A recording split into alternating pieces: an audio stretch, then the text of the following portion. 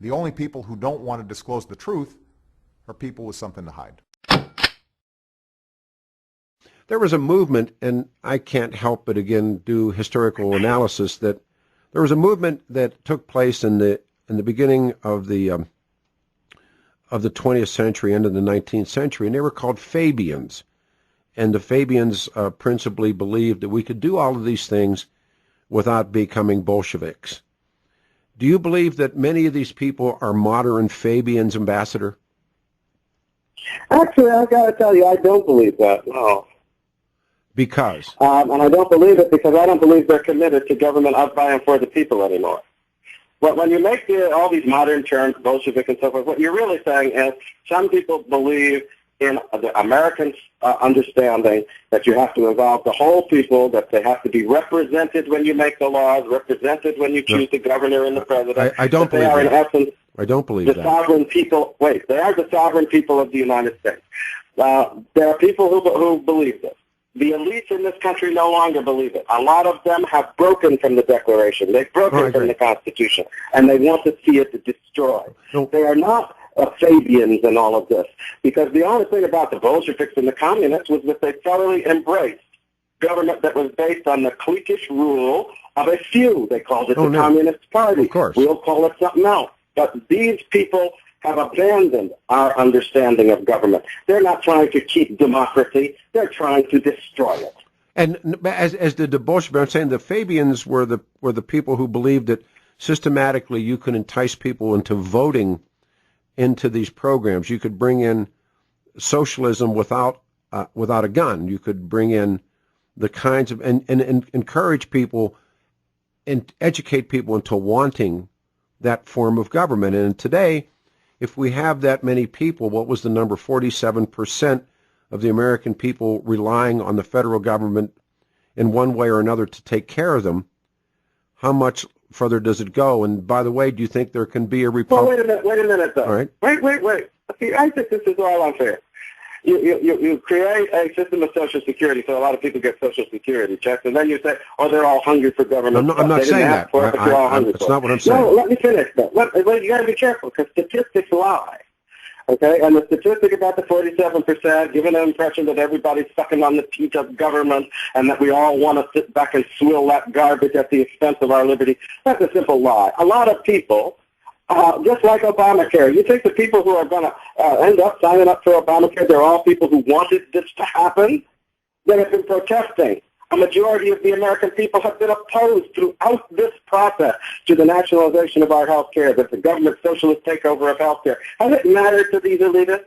And when these people end up in some position where they're having to go along to get along with this Obamacare junk, do you really think they want it? No. I think it's about time we understood they don't want it. No, I'm saying that. So we can't sit back and say, oh, these people want this. No. The American people want to retain their liberty. They're being lied to about what that involves. The second thing is I'm here. That I don't believe these votes. What you say you don't believe which votes?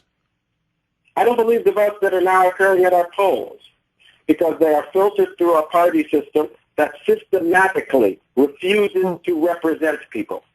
If you don't get a candidate, right. If you don't get a candidate in an election that you actually represent, I understand when that. you cast your vote, what are you doing? Well, let me ask you this then. You see what I'm saying? Yeah, I do. A long way around the barn. We agree, and maybe I misunderstood you or you misunderstood me. Well, I find agreement with that. But what I'm asking you is who? This is my dark horse bet right now. Jeb Bush will be the GOP hopeful in 16. He obviously wants it. He's campaigning to become.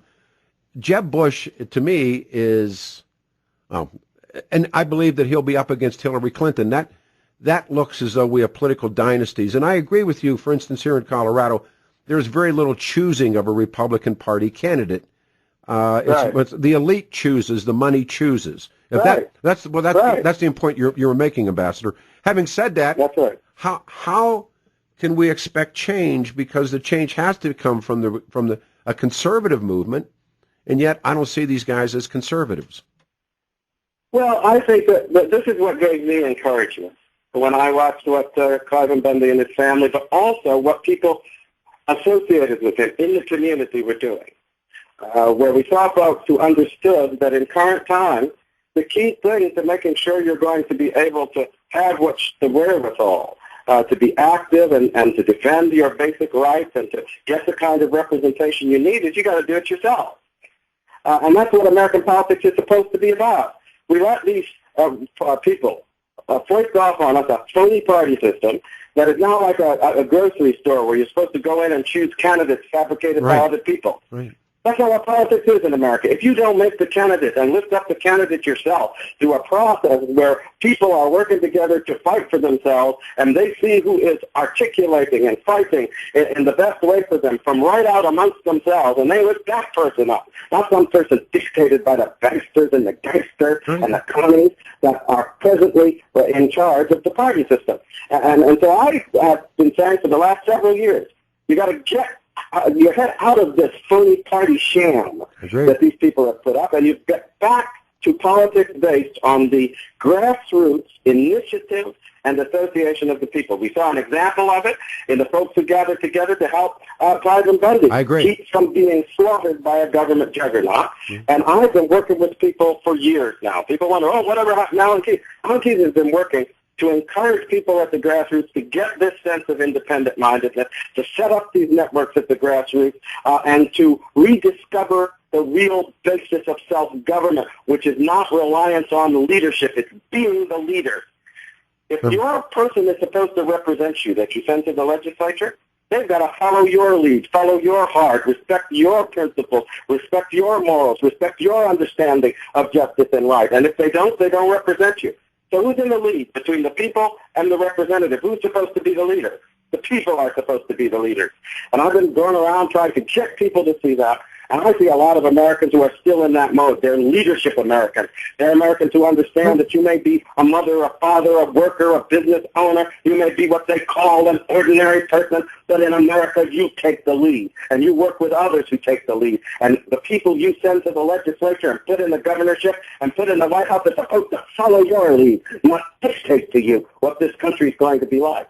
And I think people are rediscovering this, and that's been my life's work for the last 10 years and more, and I've seen it bear some fruit in the Tea Party, and then it got co-opted by the Republicans.